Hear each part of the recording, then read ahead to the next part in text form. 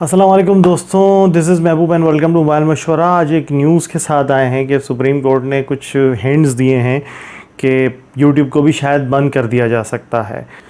मतलब बहुत अजीब सी बात है यार ये कि बैन कर देना चाहिए फ़ौरन। यानी पाकिस्तान के सारे जो बड़े बड़े मसले थे वो शायद हल हो गए। न्यूज़ जब मैंने सुनी मुझे लगा शायद पाकिस्तान के सब मसले हल हो गए।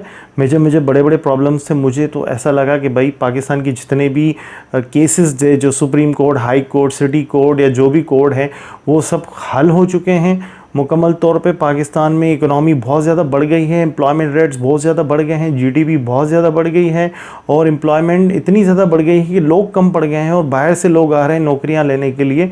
और सबसे बड़ी बात, कराची में जो के इलेक्ट्रिक है उसकी इजारादारी ख़त्म हो चुकी है। यानी बहुत सारी कंपनीज आके इन्वेस्टमेंट कर रही हैं और बिजली सस्ती हो गई, लोड शेडिंग ख़त्म हो चुकी है, पानी का मसला ख़त्म हो चुका है और ट्रैफिक का मसला ख़त्म हो चुका है और हम बहुत आगे निकल रहे हैं दुनिया में। तो फाइनली हम जाके अब यूट्यूब को बैन कर दें। यानी बैन कल्चर कुछ बहुत ज़्यादा आम होने लग गया है पाकिस्तान में।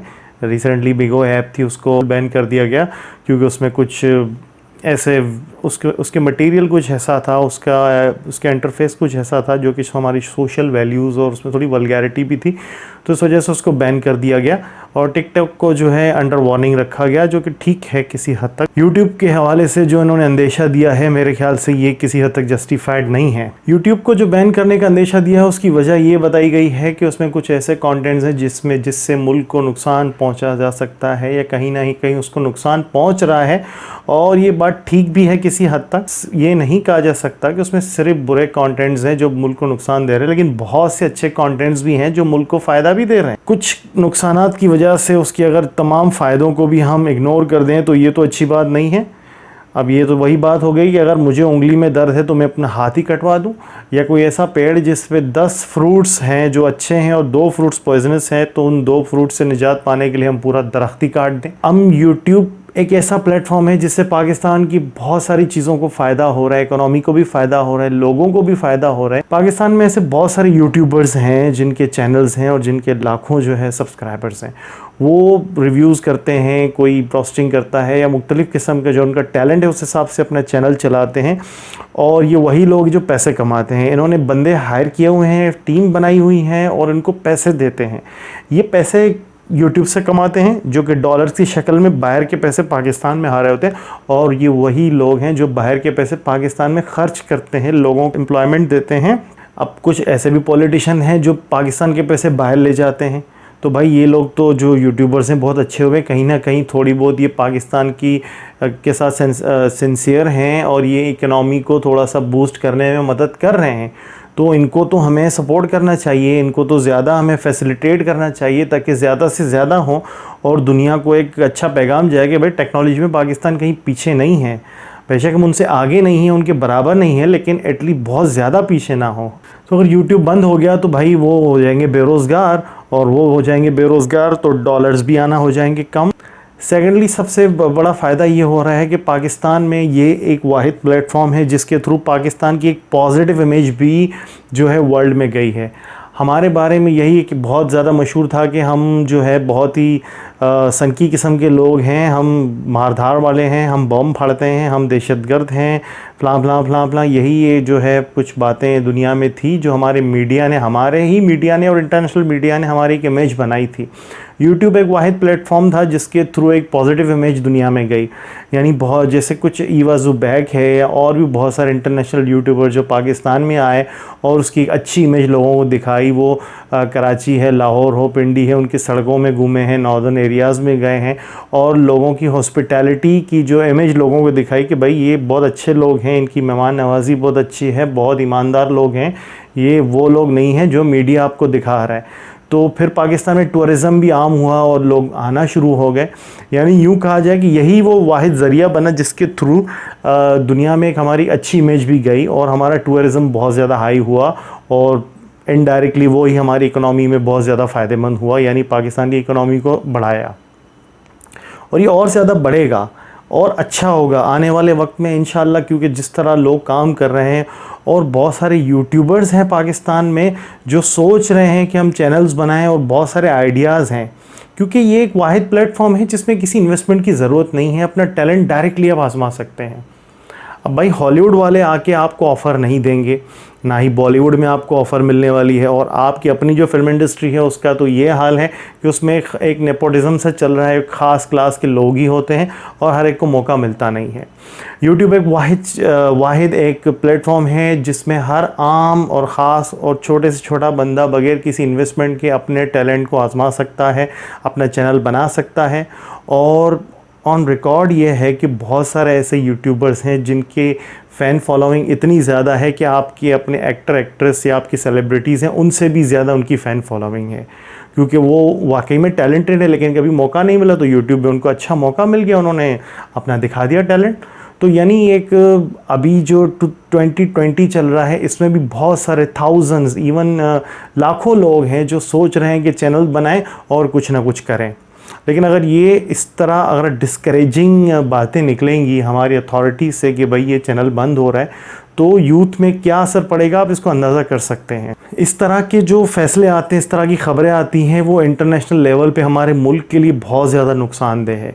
इसकी सबसे बड़ी वजह ये है कि आप देख लें जो बड़े बड़े दुनिया की जो जाइंट कंपनीज़ हैं जिसमें एप्पल है, गूगल है, माइक्रोसॉफ्ट है, अमेज़ॉन है, इनकी कोई भी ऑफिशियल हमारे पास जो है इनके स्टोर या इनके आउटलेट या इनकी कोई यहाँ पर कोई ऑफिशियल ऑफिस नहीं है इनका। इन्होंने अभी तक कोई इन्वेस्टमेंट नहीं की है, जबकि यही वो बड़ी बड़ी हैं जैसे अमेज़ॉन है जिसने इंडिया में बहुत ज़्यादा बिज़नेस किया हुआ है, बहुत ज़्यादा इन्वेस्टमेंट की हुई है, लोगों को एम्प्लॉयमेंट मिल रही है। गूगल ने बहुत ज़्यादा इन्वेस्टमेंट की है इंडिया में, रिसेंटली आपने सुना होगा कि बहुत ज़्यादा इन्वेस्टमेंट की है। और बहुत सारी इंटरनेशनल कंपनीज़ हैं जो कि इंडिया में कर रही हैं, दूसरे मुल्कों में कर रहे हैं, लेकिन पाकिस्तान में नहीं आई क्योंकि वो इसी अनसर्टेनिटी के शिकार हैं कि यहाँ पर कभी किसी का दिमाग ख़राब हो जाता है तो फ़ौरन कहीं ना कहीं बैन लगा देता है, उनकी एंट्री बंद कर देता है, तो भाई वो कौन यहाँ आके पैसे लगाएगा। और इस तरह के हालात रहे और इस तरह के फ़ैसले आए तो आई एम अफ्रेड के you can not expect any investment from international companies any sooner. आपके मुल्क के जितने भी मीडिया है, आपके मीडिया हाउसेस हैं जितने भी हैं, उन्होंने भी अपने चैनल यूट्यूब पे खोले हुए हैं। यानी वो उनके चैनल इतने नहीं देखे जाते टीवी में जितना यूट्यूब में देखा जाता है।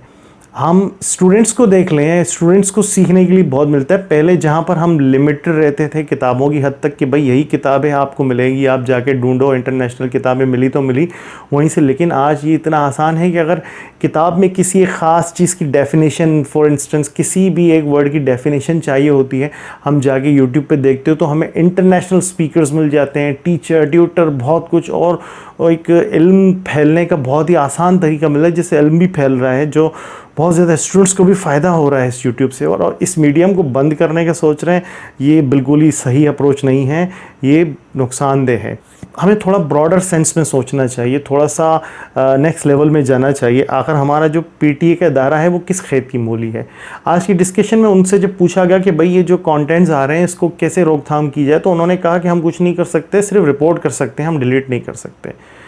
मेरे हिसाब से इसका बिल्कुल हल हो सकता है कि भाई पीटीए को चाहिए कि अपना रिप्रेजेंटेटिव यूट्यूब के पास भेजें, उनसे रब्ता करें, उनसे किसी तरीके से कम्युनिकेट करें, हमारे प्रॉब्लम्स बताएं कि भाई विद इन पाकिस्तान हमारे जो चीज़ें अपलोड होती हैं अगर वो हमारे मुल्क की सालमियत के ख़िलाफ़ है तो हमें इतना एक्सेस होना चाहिए कि कुछ सेंसरशिप कर सकें, कुछ कंटेंट डिलीट कर सकें, दूसरे मुल्कों के ना लेकिन अपने मुल्क के हवाले से। मुझे इतना यकीन है कि YouTube आपको कोई हल ज़रूर बताएगा कि किसी तरीके से आप कंट्रोल कर सकते हैं, इस चीज़ को रोक सकते हैं।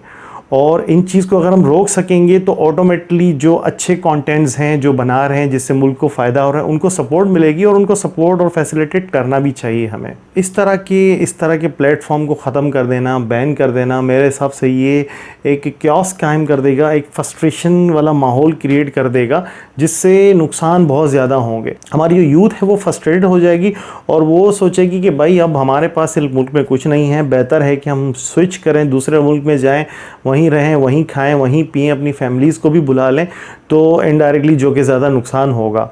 तो हमें इस चीज़ को रोकना है और टेक्नोलॉजी में हमें कोशिश करनी है कि दुनिया के साथ हम कॉम्पीट कर सकें। ये वाहिद प्लेटफॉर्म है जिसमें हम जो है कर सकते हैं और अभी बहुत सारे लोग हैं जो प्लानिंग है, जिनके पास आइडियाज़ हैं और वो आएंगे और करेंगे। इस तरह के फ़ैसले बहुत ज़्यादा डिस्करेजिंग होंगे उनके लिए भी, और बहुत सारे लोग जो ऑलरेडी काम कर रहे हैं और जो 4-4 8-8 साल से काम कर रहे हैं, जिन्होंने अपना एक चैनल बहुत अच्छा मेहनत करके अपने कंटेंट्स को बेहतर से बेहतर करके क्वालिटी को इम्प्रूव करके बनाया, उनके लिए बहुत ज़्यादा डिस्करेजिंग होगा। मेरे जैसे बंदे के लिए तो कोई मसला नहीं है, क्योंकि भाई अभी तो शुरुआत ही है और शुरुआत में ही अगर ख़त्म हो जाए तो मुझे इतना दुख नहीं होगा। लेकिन बहुत सारे लोग हैं जिन्होंने 6-6 साल से 4-4 साल से बहुत ज़्यादा मेहनत की है, बहुत अच्छे कंटेंट बनाए हैं, उन्होंने अपनी व्यूअरशिप बहुत अच्छी बना ली है, तो उनके लिए बहुत ज़्यादा डिस्करेजिंग होगा और कहीं ना कहीं हमारे मुल्क के लिए भी नुकसानदेह होगा।